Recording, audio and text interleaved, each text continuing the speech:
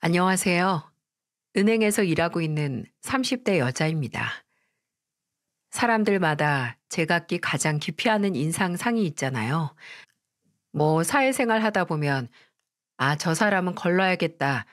저 사람하고는 가까이는 못 지내겠다. 하는 인간상이요. 저는 살면서 의문스러운 사람을 가장 기피했어요. 겉으로는 아닌 척, 모르는 척, 순진한 척 하지만 속은 구렁이가 수십 마리 있는 것처럼 음흉한 속내가 자리 잡은 그런 사람과 함께 있으면 한 시간이 마치 1년처럼 기가 쭉쭉 빨리거든요.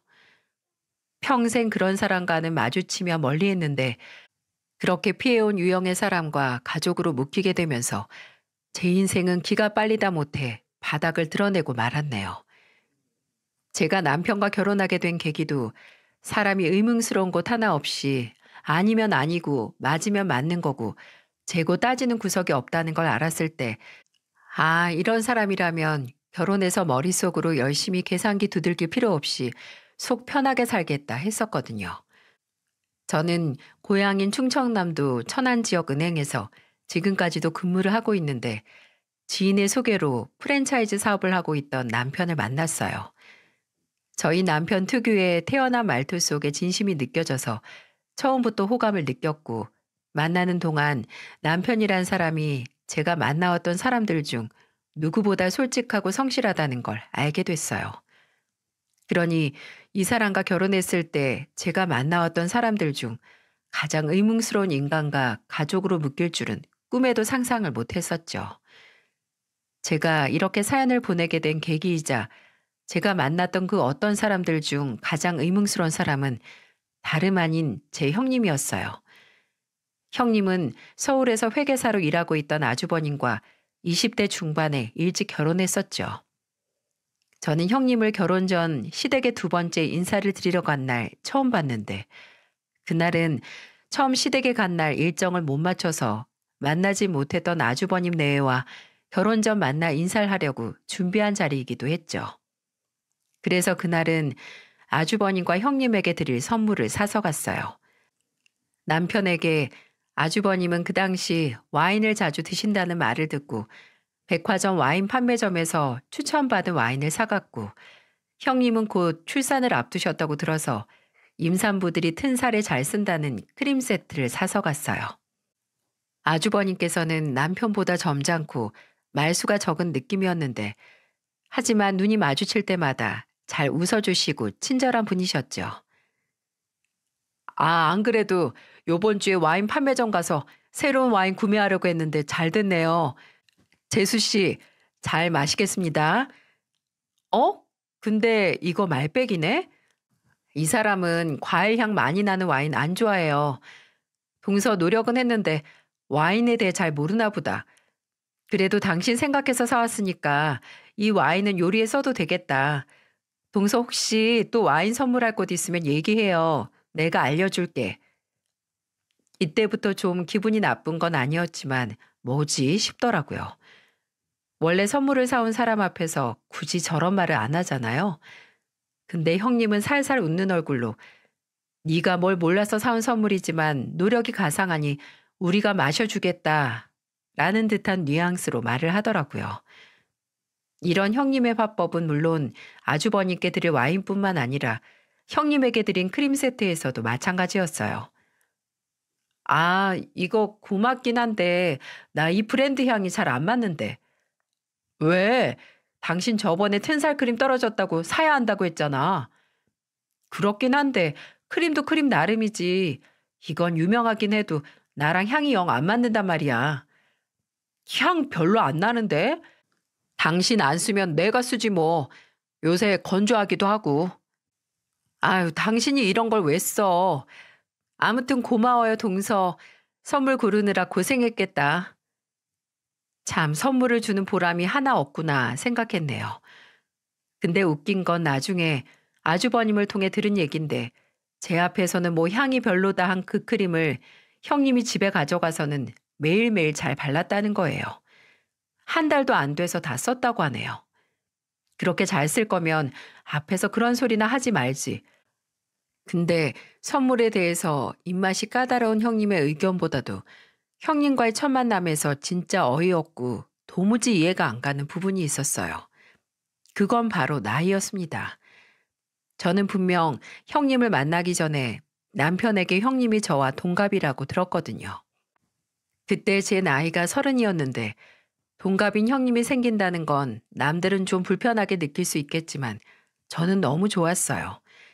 형님이지만 그래도 정이 쌓이면 친구같이 돈독한 관계가 쉽게 될 수 있겠다라고 생각했거든요. 그리고 처음 만난 형님은 정말 미인이기도 했고요. 왜 가까이 가면 좋은 향이 날 것 같은 그런 사람들 있잖아요. 형님의 첫인상이 그랬는데 형님하고 가족으로 엮여 사는 근 10년의 생활 동안 형님에게서 진동하는 건 향기가 아닌 악취였다는 걸 알게 됐네요. 아무튼 형님과 저는 동갑이라고 알고 있었는데 시댁에서 만난 날 형님이 제게 본인이 저보다 1살 많다고 하는 거예요. 근데 본인이 본인 나이가 그렇다는데 거기다 대고 뭐라고 하겠어요? 그냥 남편이 착각을 했겠구나 했죠. 근데 그 후에 상견례 자리에서 저는 어이없는 진실을 알게 됐습니다. 저와 남편은 4살 차이가 나는데 어르신들이 상견례에서 이런저런 얘기를 하다가 뭐 4살 차이는 궁합도 안 본다는 얘기를 하셨어요. 그러다가 저희 부모님은 서로 몇 살 차이가 나고 시부모님 두 분은 몇 살 차이가 난다는 얘기까지 나오게 됐거든요. 그리고 자연스럽게 거기 함께 있었던 아주버님께서도 그 대화에 끼었는데 그때 진실을 알 수 있었습니다. 형님이 저와 동갑이 맞았다는 것을요. 아니 도저히 이해가 안 가는 거예요. 제게 본인 나이를 말한 날 그 해에 본인이 몇 살인지 까먹은 게 아니라면 굳이 그럴 필요가 없잖아요. 심지어 고작 1살을 왜 속이냐고요. 그래서 너무 궁금해서 그날 식사 다 끝나고 헤어지는 길에 가서 물었어요. 형님, 근데 왜 저한테 나이 속이셨어요? 큰 상관은 없는데 그냥 궁금해서요. 제 물음에 형님은 누나를 또르르 굴리더니 너무 태연자각한 얼굴로 그러더라고요. 아니, 뭐 내가 속이려던 건 아니고 솔직히 아무리 형님 동서지간이라도 나이가 같으면 맘먹기 쉽잖아.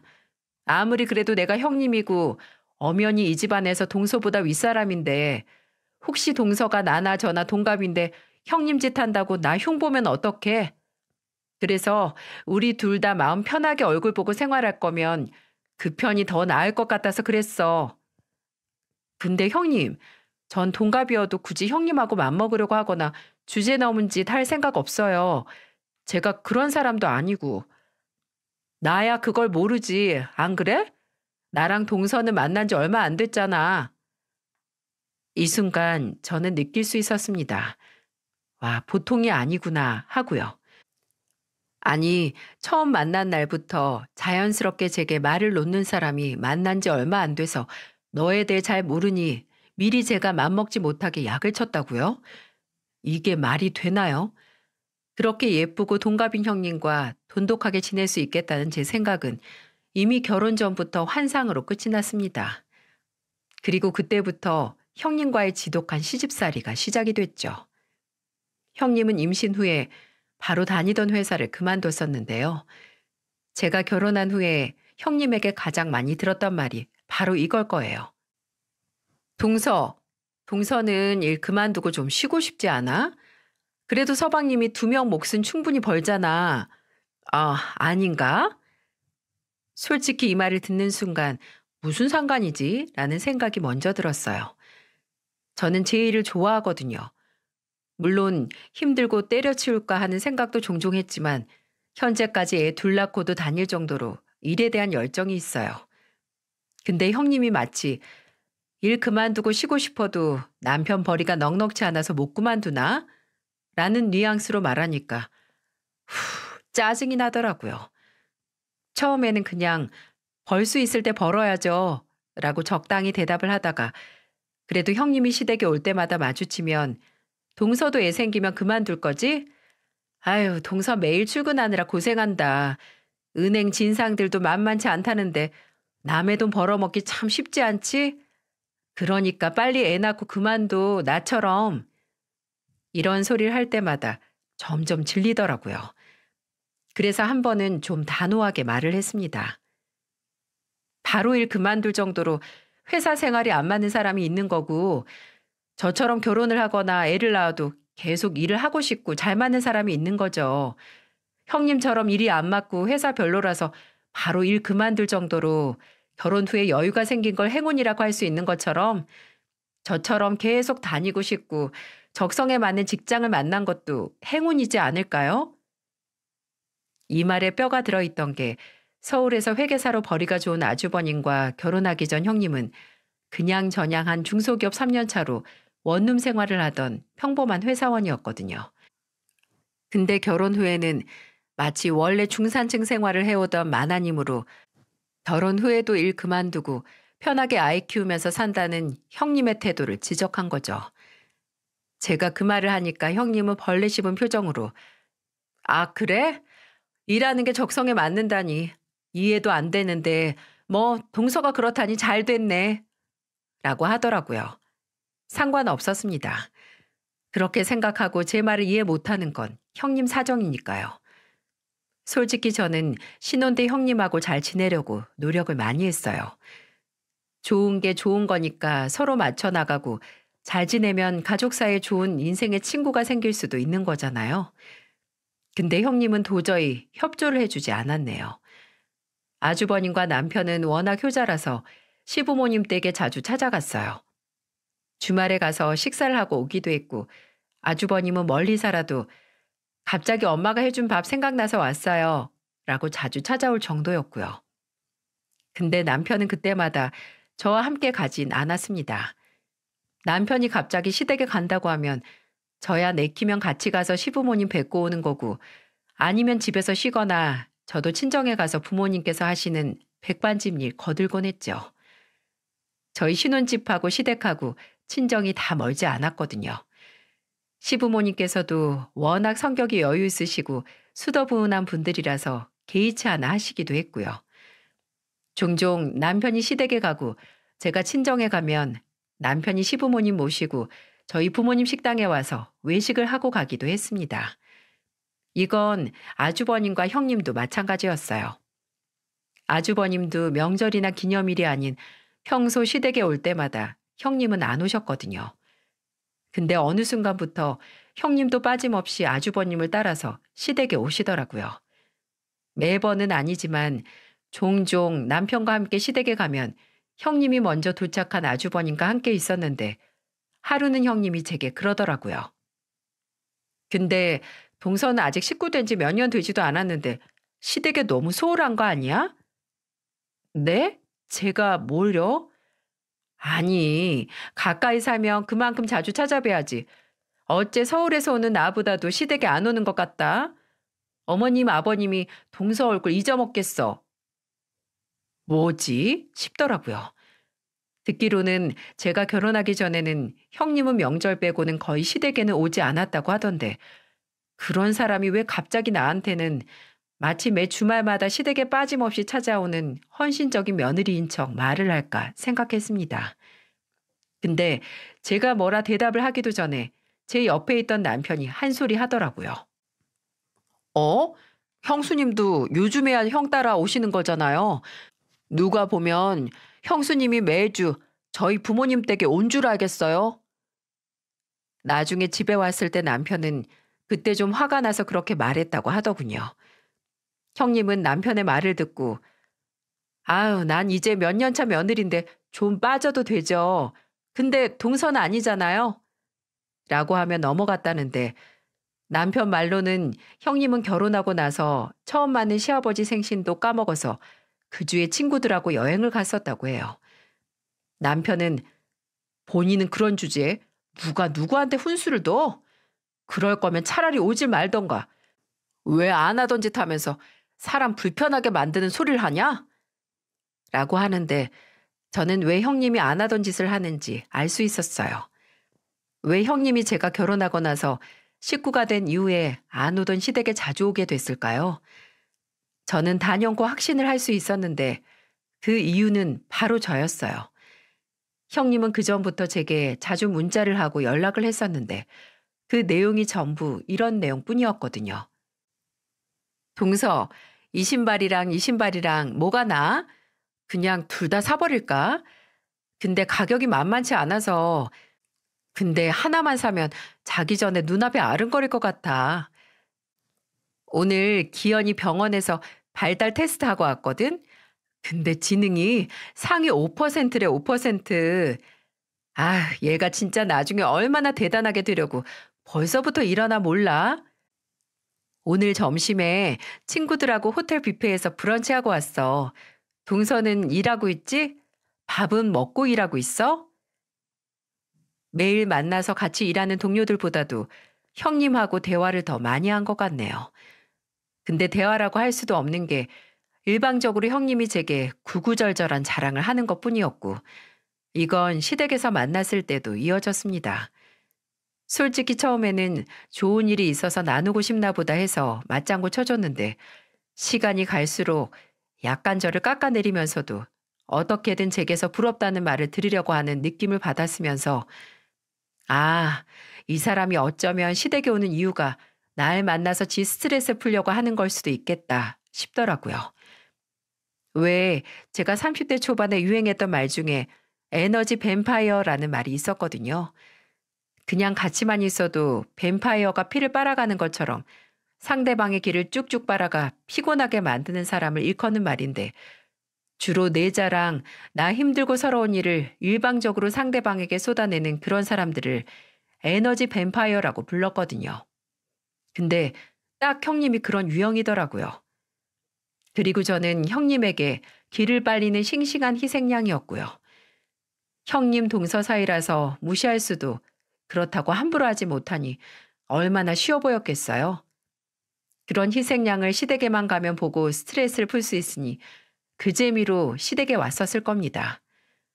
솔직히 하루도 안 빠지고 제게 연락을 해서 뭐든 자랑하는 형님을 보고 친구가 없나? 라는 생각도 했습니다. 연락을 할 만한 사람이 동서인 저뿐인 것 같았거든요. 그래서 한 번은 오전 내내 제게 오늘은 마사지샵 갔다 와서 나른하다는 문자를 날리는 형님에게 제가 이런 답장을 보냈어요. 근데 형님은 저랑 제일 친하다고 생각하시나 봐요. 원래 진짜 친한 사이일수록 일상을 공유하고 싶잖아요. 전 미처 형님을 그렇게 생각 못 해봤는데 형님은 절 그렇게 생각했다니 기분 좋네요. 이 문자를 받고 빈정이 상한 건지 한동안 제게 연락을 안 하더라고요. 근데 그랬던 형님이 다시 제게 미친 듯이 연락을 하기 시작했는데 그 원인은 아주버님과 형님이 살던 아파트가 결혼 후 6년 만에 20억이나 올라서였죠. 정말 만나서도 문자로도 아파트 얘기밖에 안 했습니다. 문자로 본인 아파트 분양가 화면을 찍어 보내기도 했고 이래서 사람들이 부동산에 투자를 하나 보다. 집값이 뛰니까 밥을 안 먹어도 배부르다. 동서도 그저 그런 브랜드 아파트 그냥 팔고 좀 재테크 할 만한 아파트 찾아서 투자해라.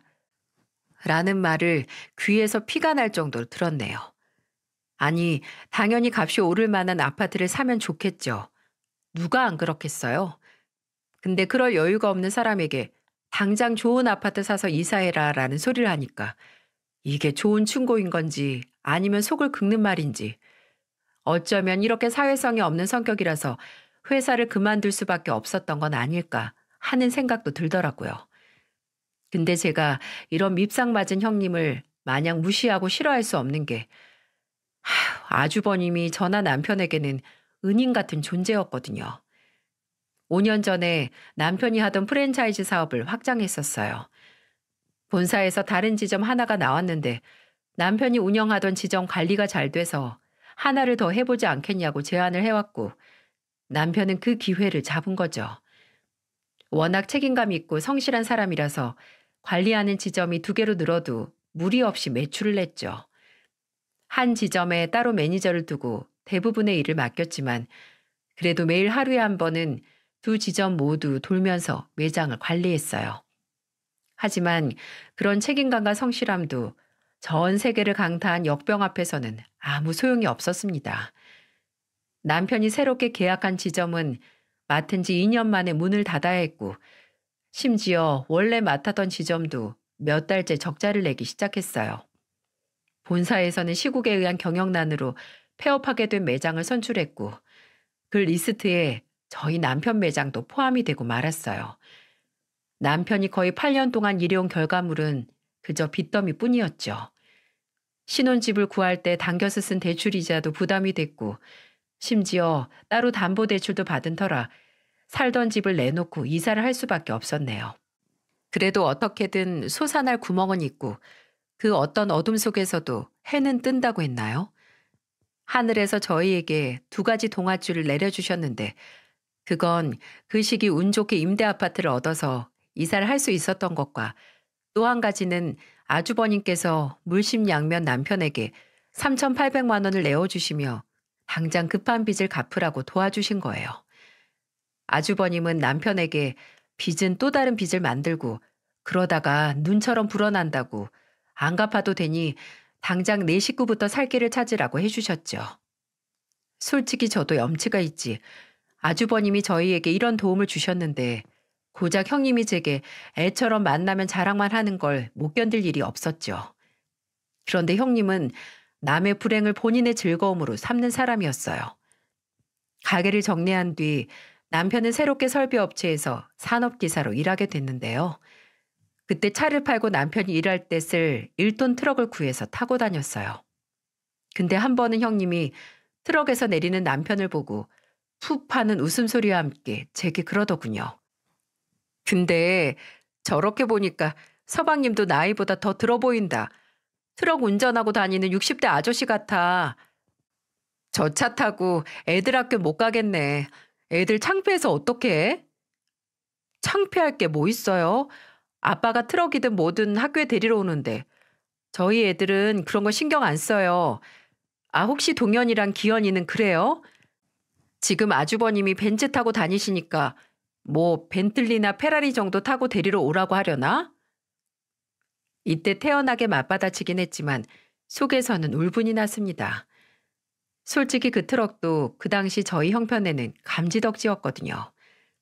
그래도 급할 때 쓸 수 있는 차가 있고 다행히 남편이 다시 일을 구해서 그때 쓸 수 있는 차이기도 하니까 저희는 아무 불만이 없었는데 마치 형님은 그런 저희가 어떻게든 상황을 비관하길 바라는 사람처럼 불만의 씨앗을 심으려는 것 같았어요. 그래도 그때까지는 저도 형님을 형님 취급은 했습니다. 종종 안 참고 맞받아칠 때가 있긴 했지만 그래도 윗사람이라고 생각하고 최소한의 대접은 했어요. 근데 그런 대접도 형님이 뻥 차버리는 사건이 터졌네요. 지난 추석이었어요. 형님은 늘 그렇듯 뭐 하나 도울 생각 없이 조카들 끼고 안방에 쏙 들어가 있었죠.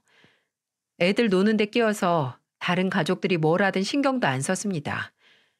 시부모님은 워낙 이거 해라 저거 해라 시키는 분들이 아니어서 그냥 그러려니 하셨고 아주버님이 종종 형님이 있는 방에 들어가서 저거 붙이는 것 좀 같이 하자라고 말하면 형님은 나갈게 하고 정작 나오진 않았어요. 그러다가 제가 주방에서 남편과 같이 음식을 담고 잠깐 화장실에 갔다 오는데 애들이 들어가서 놀던 방문이 열려 있고 형님이 저희 애들한테 하는 소리가 들려오는 겁니다. 지훈이는 학원 몇 개 다닌다고? 너도 곧 초등학교 들어가잖아. 저 태권도 학원 하나 다녀요. 이제 곧 파랑띠 따는데 그때 아빠가 저 갖고 싶은 장난감 하나 사준다고 했어요. 아, 하나? 어쩌니? 한창 배우고 싶은 거 많은 나이에 꼴랑 그거 하나 다니고. 에휴, 아니다. 지금 너희 집 형편에 하나 다니는 것도 다행인 일이지. 너 기현이 형이랑 동현이는 지금 학원 4-5개 다니는 거 알지? 그런 거 보면 부럽지 않아? 아니요. 기현이 형이 맨날 학원만 가서 놀고 TV 볼 시간도 없다고 힘들다고 했어요. 얘, 너 모르는 소리 하지 마. 지금은 조금 힘들어도 그렇게 참아야 나중에 훌륭한 사람 되는 거야. 얘가 아직 어려서 뭐가 축복받은 인생인지 모르네. 저는 학원 안 가고 지연이랑 엄마랑 아빠랑 노는 게 더 좋은데요? 기현이 형은 제가 부럽다고 했어요. 막 놀아도 하나도 안 혼난다고. 큰엄마가 맨날 형 게임 못하게 혼낸다면서요? 그 대화를 듣는데 누가 유치원생이고 누가 어른인지 구분을 못 하겠더라고요. 애들 상대로 의문스럽게 너 우리 집 부럽지? 라는 말을 하는데 수준 한번 참담했습니다. 다행히 제 아들이 순수하게 대답을 해서 본의 아니게 형님의 말을 다 튕겨내고 있는데 그때 형님이 저희 둘째에게 하는 말을 듣고 꼭지가 돌아버렸네요.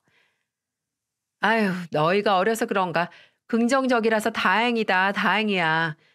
그래도 너희 아빠 가게가 줄줄이 망한다는 거 알았으면 그냥 하나만 낳고 살았을 텐데 어쩌자고 둘째인 지연이 너 생기고 나서 이런 일이 터지니? 이제 4살짜리 어린애 머리통을 쓰다듬으며 그딴 소리를 하는데 와, 눈앞이 벌개진다는 게 이런 거구나 했습니다. 저는 참지 못하고 문을 콱 열고 들어갔어요. 그리고 형님에게 제가 입고 있던 앞치마를 벗어서 던지고 말했습니다. 형님, 대체 어떤 어른이 어린애한테 그딴 말을 해요? 아무리 사람이 할 말 못할 말 구분 못하고 평생을 살았어도 이제 나이도 먹었으면 어느 정도껏 해야죠. 동서, 진짜 웃긴다. 내가 무슨 말을 했는데 그래? 내가 뭐 못할 말 했어? 다 맞는 말이잖아. 맞긴 뭐가 맞는데? 야, 강희진, 너 진짜 나랑 한번 해볼래?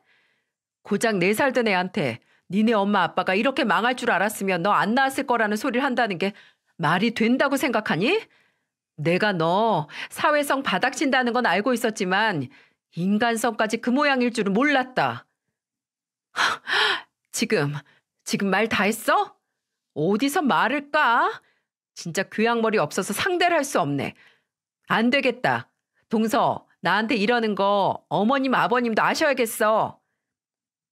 하는 짓이 1에서부터 2까지 딱 초등학생 수준이더라고요. 당장 본인이 한 말이나 행동은 생각도 안 하고 지 기분 상했다고 바로 거실로 달려가서 시부모님께 말 그대로 이르더라고요. 동서가 지금 나한테 반말로 이름을 부르고 나를 모욕했다고요. 일단 그런 말에 당황한 시부모님은 자초지종을 물으시죠. 근데 형님은 거기서 아니 제가 별말 안 했는데 본인 혼자 뭐 열등감이나 피해의식에 사로잡혀서 사람 말을 곡해하고 화를 내잖아요. 라는 겁니다. 지가 한 말은 쏙 빼고 말이죠. 저도 거기서 안 참았죠. 형님이 우리 애들에게 이런 말을 했는데 도저히 화가 나서 참을 수 없었다고. 저는 제 행동에 후회도 미안함도 없다고 했어요.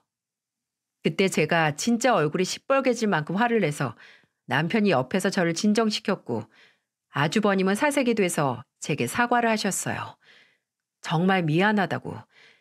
이 사람이 말실수를 했다고 재수 씨가 충분히 화를 낼 만한 상황이라고 하면서요. 그러니 형님은 이제 아주버님 탓을 했죠. 당신이 그러면 내가 뭐가 되냐며 울고불고 아주 가지가지 했습니다. 그 후로 몇 달은 형님과 시댁에서 마주칠 일은 없었습니다. 형님은 시댁에 발길을 뚝 끊었고 저한테도 따로 연락을 안 했어요.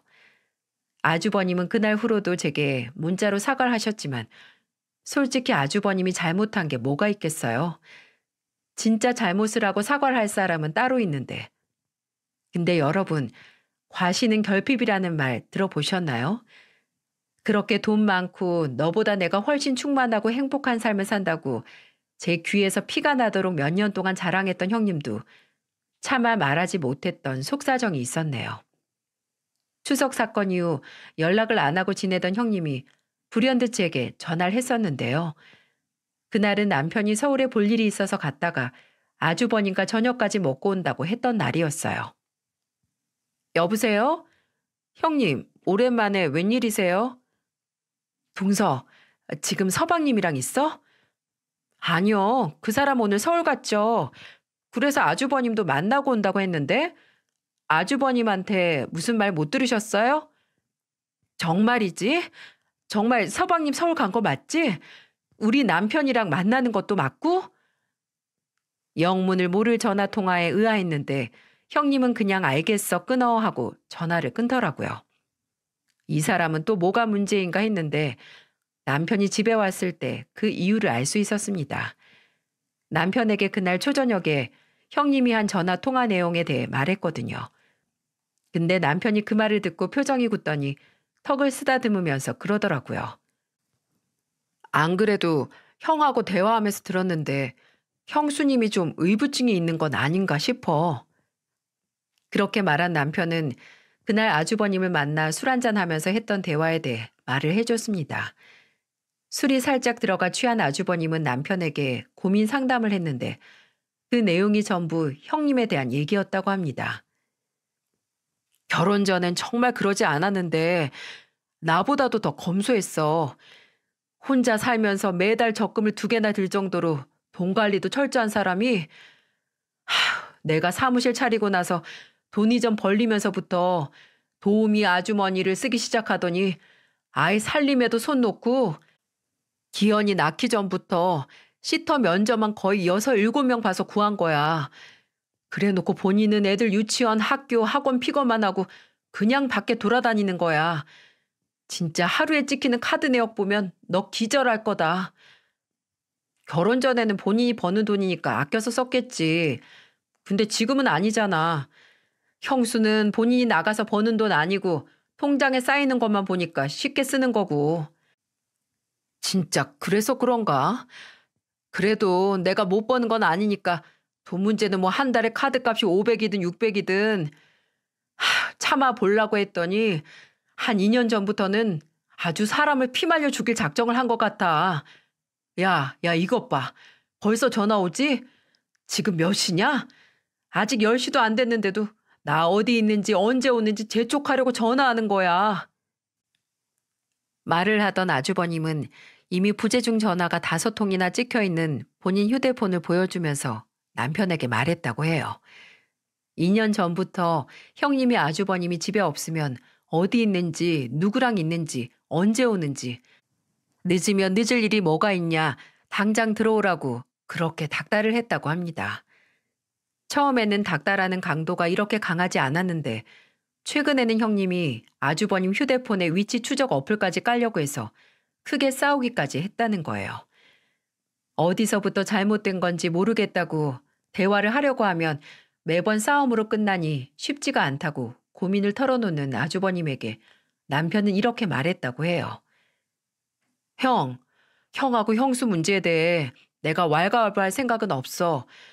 형도 솔직히 형수가 어떤 사람이라는 걸 모르고 결혼한 게 아니잖아. 형이 결혼하겠다고 선택한 사람이니까 그냥 싸움으로 끝나든 어떻게든 같이 살 생각이면 일단 입장 정리하고 대화가 우선인 것 같고. 근데 나는 이제 형수가 지원이나 우리 애들 부모님 앞에서 할 말 못할 말 구분 못하는 거 못 참겠어. 형도 알 거야. 형수 막말하는 거. 형 아파트값 오르고 더 심해진 거 느끼지? 저번에 형수가 뭐라고 했지? 아버지 공사장 나가시는 거 언제까지 할 거냐고.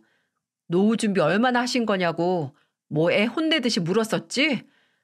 아파트가 20억이 오르면 뭐해? 그렇다고 따로 아버지한테 형수가 용돈을 찔러 넣어준 적이 있어? 없잖아.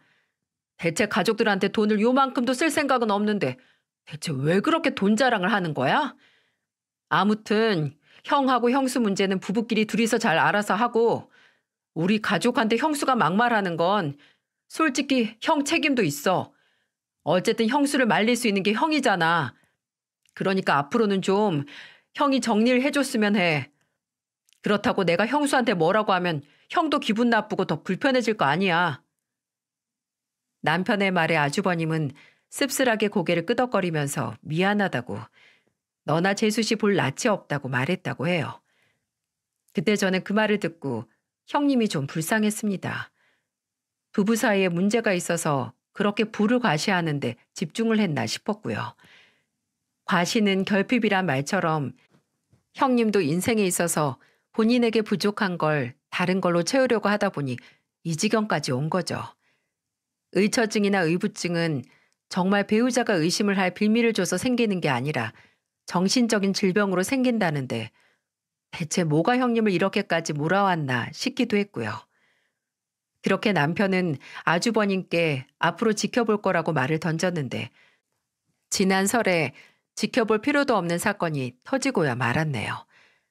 추석 이후 처음 형님 얼굴을 본 날이었어요. 중간에 시어머니 생신이 있긴 했는데 그날은 따로따로 봤었거든요. 오랜만에 얼굴 본 형님은 분명 저랑 눈이 마주쳤는데 슥 피하면서 저를 대놓고 무시를 했습니다.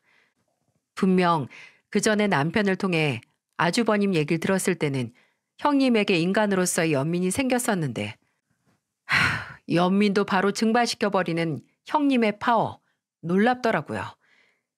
너는 무시해라.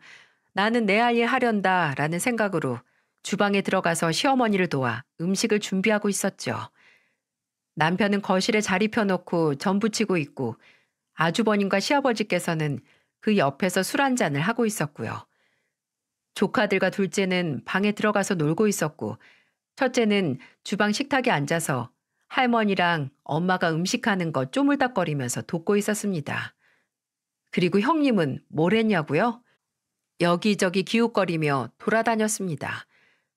거실에서 아주버님과 시아버지 사이에 껴서 맥주 한 잔씩 마시다가 옆에서 남편이 부친 전 손가락으로 하나씩 집어먹고 이거 부침옷을 너무 많이 입혔다.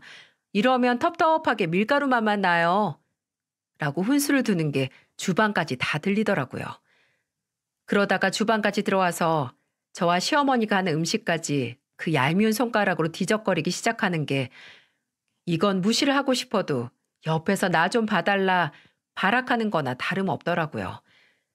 음식하는 주방이 얼마나 복잡하고 또 정신이 없어요. 여기저기 음식 재료 널려 있고 심지어 뜨거운 불까지 쓰잖아요. 그럴 때 뒤에서 이리저리 움직이면서 한 번씩 툭툭 치고 지나가는 게 얼마나 성가시고 거슬리는 일인지 아는 분들은 다 아실 겁니다. 제가 한창 갈비찜을 하고 있는데 옆에서 형님이 이거 언제 먹어? 이거 뚜껑 열어도 돼? 이러는 겁니다. 제가 조용히 아직 안 됐어요. 배고프면 다른 거 드세요. 라고 말해도 계속 갈비가 든 솥주변을 어슬렁거리던 형님. 제가 고기가 눌러붙을까봐 뚜껑을 열고 뒤적거리는데 언제 또 젓가락하고 앞접시를 가져온 건지 제가 뒤적거리던 그 틈으로 젓가락을 쑥 들이밀어 고기를 빼가려는 거예요. 근데 그때 제가 들고 있던 나무 숟가락과 부딪혀서 형님이 집은 뜨거운 고기가 떨어져 제 팔을 한 번 치고 바닥에 그대로 추락하고 말았어요. 와, 너무 짜증났어요. 제가 하는 음식을 먹으려고 해서 짜증이 난 게 아니라 시댁에 와서 지금까지 한 거 하나도 없는 사람이 여기저기 기웃거리고 거슬리게 방해를 하더니 고기 먹겠다고 설치다 뜨거운 고기를 남의 팔에 떨어뜨린 게 어처구니가 없을 정도로 화가 나는 거예요. 그래놓고 사과도 없고 떨어진 고기 보고 하더니 죽기는커녕 솥 안에서 새로운 고기 꺼내서 지 앞접시에 떡하니 더는 게 사람을 미치게 만들었어요. 그래서 들고 있던 나무 숟가락을 싱크대에 던지고 말했어요. 형님, 제가 분명히 나중에 드시라고 했잖아요. 근데 왜 그새를 못 참고 꼭 이렇게 사고를 치셔야겠어요? 아무것도 안 하니까 고기 익는 시간도 못 기다리는 거잖아요. 고기가 먹고 싶으면 다 되기 전까지 어머님이 산적꼬치 끼우는 거나 돕던가. 왜 계속 부산스럽게 돌아다니세요? 제발 도울 생각 없으면 방해나 하지 마세요. 저는 추석처럼 형님이 제게 노발대발 화를 낼 거라고 생각했어요. 근데 형님은 집은 고기를 한 입 먹더니 쩝쩝거리면서 이러더라고요. 동서 그렇게 예민하고 작은 일에도 화 잘 내는 거 다 동서가 임대 아파트 살아서 그래. 뭐라고요? 원래 소득 수준 낮고 사는 게 빡빡할수록 사람이 피해의식 때문에 다혈질이 되기 마련이거든. 그러니까 동서도 딱 임대 아파트 수준으로 이렇게 별것도 아닌 일에 열내는 거지. 나 봐. 난 서울의 브랜드 아파트 사니까 동서가 무슨 말을 하든 이렇게 웃으면서 넘어가는 거잖아. 안 그래? 동서, 지훈이 보기 부끄럽지도 않아? 참, 궤변도 이런 궤변이 없죠. 저는 살다 이런 헛소리를 이렇게 진지하게 하는 사람은 처음 봤습니다. 은행에서 일하면서 웬만한 진상 유형은 다 봤다고 생각했는데 제가 만났던 진상 고객들 다 데려와도 형님한테는 안 될 것 같았네요. 심지어 옆에 제 아들하고 시어머니가 있는데도 이제 눈치도 안 보고 지가 하고 싶은 말 다 하는 그 당당함에 기함을 했습니다. 당장 눈앞에 솥을 들어서 저 사람이 쩝쩝거리고 맛있게 먹고 있는 갈비찜을 다 처먹으라고 얼굴에 부어버릴까 고민을 하고 있는데 그때 주방 입구 쪽에서 낮은 목소리가 들려왔어요. 형수님, 지금 뭐라고 했어요? 임대 아파트 사는 수준이 어떻고 피해의식이 어쨌다고요? 그 목소리의 주인은 남편이었어요. 남편의 손에는 전들이 가득 쌓인 쟁반이 들려 있었는데 쟁반에 자리가 모자라서 새 쟁반을 가져가려고 온 것 같더라고요. 그럼 형수님은 그 비싸다는 브랜드 아파트 살면서 왜 의부증 걸렸어요? 형수님, 밤 10시만 넘어도 눈 돌아서 전화기 붙들고 있고 형 휴대폰으로 위치 추적까지 하려고 했다면서요? 아니, 서방님, 지금 뭐라고 했어요? 지금 누구한테 의부증이라고? 형님의 말이 다 끝나기도 전에 남편은 들고 있던 쟁반을 식탁 위에 탁 하고 놓더니 그대로 거실로 성큼성큼 걸어갔습니다. 그리고 이때 와장창하는 소리와 함께 놀라서 너 지금 뭐 하는 거야? 라고 소리치는 시아버지의 목소리가 들려왔어요. 놀라서 저도 형님도 시어머니도 거실로 나갔는데 맙소사 거실 바닥에는 술상이 엎어져 있었고 남편이 아주버님의 멱살을 잡고 있는 게 아니겠어요? 제가 남편에게 가서 말릴 틈도 없이 남편은 놀란 아주버님의 멱살을 탈탈 털며 고함을 질렀습니다. 내가 뭐라고 했어? 형 마누라가 가족들한테 헛소리하는 거 이제 못 참겠다고 했지? 형이 알아서 대화를 하든 뭘 해서 정리하라고 했잖아. 근데 대체 그동안 뭘 했길래 저 여자가 아직도 정신 못 차리고 지원이랑 내 아들 앞에서 임대 아파트니 수준이 하는 뻘소리 짓거려? 형이 못하겠으면 내가 직접 저 여자 정신머리 고쳐줄까? 아니면 내 손으로 쫓아줘? 눈을 휘둥그렇게 뜬 아주버님은 남편에게 일단 진정하라고 부모님 앞에서 뭐 하는 짓이냐며 자초지종을 물었습니다. 남편은 주방에 들어갔다가 본인이 직접 들은 형님의 말을 속사포처럼 아주버님에게 말했는데 그 말을 들은 아주버님은 본인 와이프가 한 천박하기 짝이 없는 말에 차마 얼굴을 못 들고 손바닥에 얼굴을 묻었어요. 그리고 이내 형님을 바라보고 정말 네가 그렇게 말했냐고 물었죠. 형님은 언제 당당했냐는 듯 우물쭈물거리며 아니 그렇게까지는 말 안 하고 라고 말했는데 옆에서 시어머니가 이러셨어요. 너 말 똑바로 해라. 나나 지원이나 들은 귀가 얼만데 거짓말을 하려고 해? 너 분명히 그렇게 말했어. 그러게 왜 주워 담지도 못할 소리를 뭐가 잘났다고 해? 평소에는 뭐든 그냥 그러려니 넘어가신 시어머니께서 호통까지 치시니 형님은 입을 꾹 다물 수밖에 없었죠. 아주버님은 이내 안 되겠다는 것처럼 한숨을 크게 쉬더니 형님의 팔목을 붙들고 말했습니다. 나가.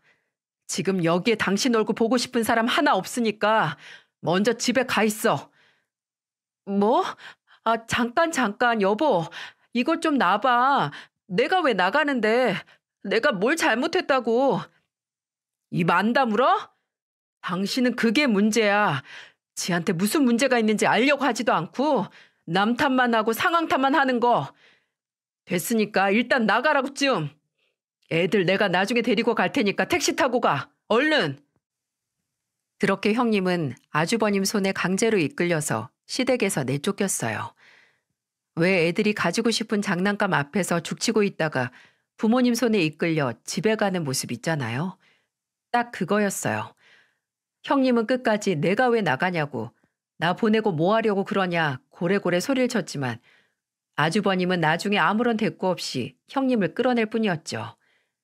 한참을 있다가 혼자 들어온 아주버님은 저를 포함한 가족들 앞에서 고개도 못 들고 사과를 했어요. 다 본인 잘못이라고 죄송하다고요. 제게는 재수 씨에게 가장 미안하다. 그 사람한테 제일 시달린 게 재수 씨 아니냐고 면목 없다고 하는데 마음이 참 안 좋았습니다. 그리고 아주버님도 얼마 지나지 않아서 조카들과 함께 나가려고 하는 겁니다. 도저히 가족들 보기 창피하고 죄송스러워서 자고 갈 수가 없다고 근처 숙박업소에서 하루 자고 내일 서울로 가겠다고 했어요. 근데 남편은 그런 아주버님에게 술 먹은 사람이 지금 어딜 가냐고 말렸고, 끝내 저와 남편은 아주버님께 조카들과 저희 집에서 자고 가라고 했어요. 그날 밤 아주버님과 남편은 새벽까지 대화를 나눴습니다. 간간이 남편이 아주버님께 미안하다고, 나도 너무 심했다고 하는 소리가 들리고, 아주버님도 아니다, 그럴만했다, 내가 미안하다고 하는 소리가 들리더라고요. 그리고 막막한 심정이었을 아주버님께 남편은 진지하게 이혼을 고려해보라고 충고했습니다. 사람 고쳐서 쓰는 거 아니라고. 근데 아주버님은 착잡한 목소리로 애가 둘인데 어떻게 지금 이혼을 하냐고, 애들한테 못할 짓이라고 하시더라고요. 저는 그 말소리만 듣고 잤는데 다음날 아침 일찍 조카들을 깨워 나갈 채비를 하던 아주버님은 다시 한번 제게 사과를 하고, 재수 씨, 제가 뭐가 됐든 그 사람이 재수 씨한테 했던 말이나 행동 꼭 사과하게 할게요. 라는 말을 하고 서울로 갔습니다. 저는 굳이 사과를 안 받아도 그저 아주버님이나 조카들이 상처를 안 받길 바랬는데 2주 뒤에 아주버님이 저희에게 연락을 하셨어요. 주말에 본가에 갈 예정이니까 우리도 왔으면 좋겠다고. 그렇게 아주버님의 부름을 받고 간 시댁에는 아주버님뿐만이 아니라 한껏 풀이 죽은 얼굴에 형님이 있었어요. 저희가 도착했을 때 형님은 마치 준비를 했었던 사람처럼 입을 열어 말하더라고요. 어머님, 아버님, 그리고 동서, 제가 지금까지 생각 없이 내뱉은 말들 다 사과드릴게요. 정말 죄송해요. 동서 미안해. 제가 정말 부족해서 어머님이랑 아버님 동서맘 헤아릴 생각을 못하고 듣는 사람들 기분도 무시하고 막말을 했었어요. 정말, 정말 죄송합니다. 이제 다시는 안 그럴 테니까 저 좀 용서해 주세요. 안 그러면 이 사람이 저랑은 안 산대요. 그러니까 저 좀 제발 용서해 주세요. 아주버님은 지난 2주 동안 형님에게 칼을 빼든 거였어요. 형님이 아이처럼 울면서 용서를 비는데 대체 아주버님이 뭘 했길래 저러지? 놀랍기만 하더라고요.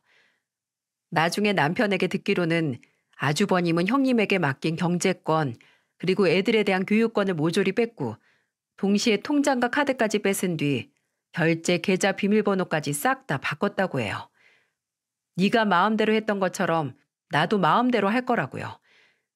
그리고 네가 바뀌지 않는다면 나는 그냥 이혼이라고 형님에게 그렇게 칼을 빼들었고 2주일의 기싸움 끝에 형님이 꼬리를 내린 거죠. 진짜 잘못을 뉘우쳤을 수도 있겠지만 저는 자존심이나 본인의 의지보다는 회계사 사무실 대표 와이프라는 감투와 20억짜리 아파트를 포기 못한 거라고 생각이 드네요. 그리고 아주버님은 형님에게 각서를 쓰게 했는데 그 내용을 알았을 때 정상인 사람으로서 모멸감까지 들었습니다. 첫째, 남편 최동주가 아내 강희진을 다시 믿기 전까진 경제권은 남편 최동주가 일임해서 맡는다. 둘째, 아이들이 중학교에 들어가기 전까지는 아이들이 원치 않는 학원에 보내지 않는다. 이후 학원에 보낼 필요성이 생겼을 경우 부부가 상의하에 보내도록 한다.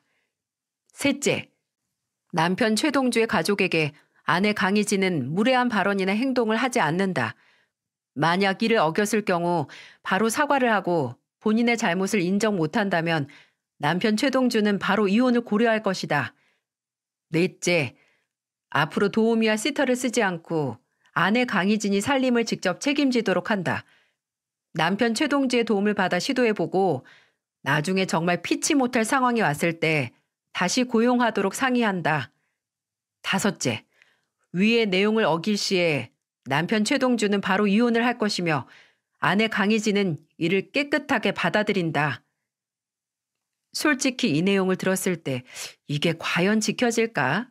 라는 의심과 함께 그래도 아나 무인인 형님에게 이렇게 각서까지 받아낸 아주버님이 참 대단하더라고요.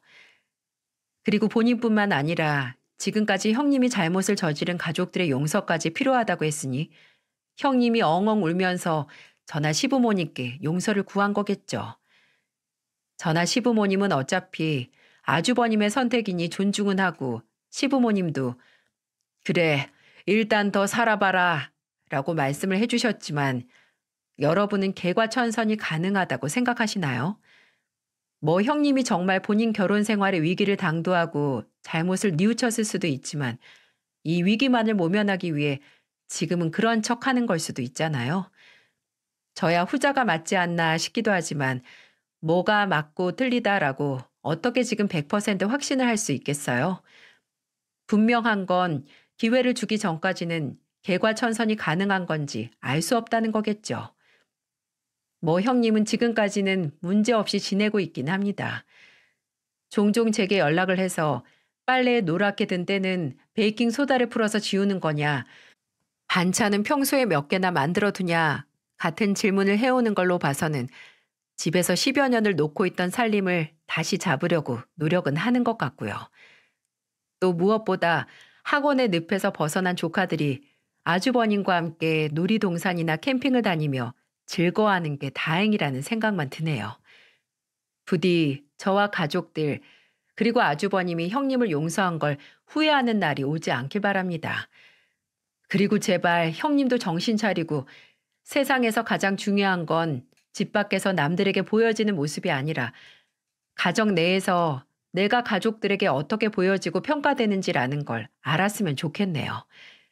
이야기를 들어주신 모든 분들께 감사드리며 부디 저희 가족이 형님에게 기회를 준 걸 후회를 하지 않도록 마음으로나마 응원해 주시길 바랍니다.